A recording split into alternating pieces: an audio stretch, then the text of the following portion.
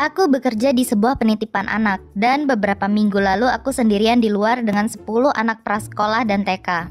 Ada satu anak di kelas yang tak terdiagnosa, orang tuanya menyangkal habis-habisan, tapi sudah pasti memiliki gambaran autisme.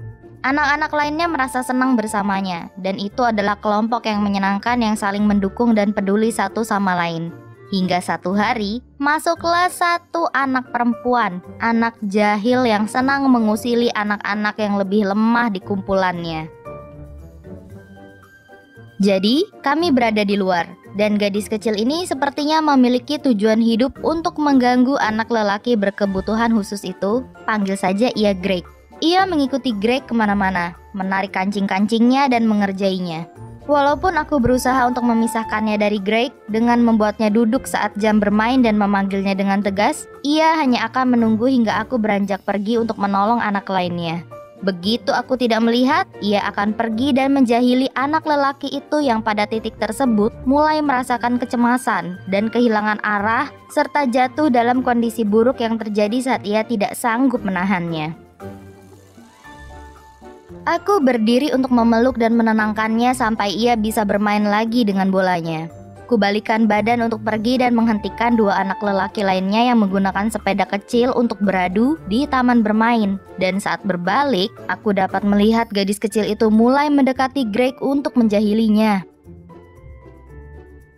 Aku sudah akan kehilangan kesabaranku pada gadis kecil itu sampai tiba-tiba dari sisi kiri taman, bocah lelaki ini, sebut saja Dave, mulai berteriak pada si gadis kecil. "Jangan mengganggunya!" Dan dari seberang taman menghampirinya, melompat ke udara dan langsung menghantam gadis kecil itu dengan keras, lalu menghalanginya untuk menghampiri Greg. Dave berdiri saat gadis kecil itu terduduk hampir menangis dan berkata, "Rasanya tidak menyenangkan jika diganggu, bukan?" Kemudian berbalik dan berjalan menjauh. Keadilan anak-anak paling menakjubkan yang pernah kulihat sampai saat ini. Dan aku sebagai guru seharusnya menghukum Dave atas perbuatannya pada gadis kecil itu. Tapi aku berpura-pura tidak melihatnya berlari padaku sambil menangis dan mengatakan padanya agar duduk di meja piknik dan menenangkan diri. Di akhir hari itu, kubawa Dave dan memberitahunya bahwa ia adalah teman yang baik dan memberikannya stiker.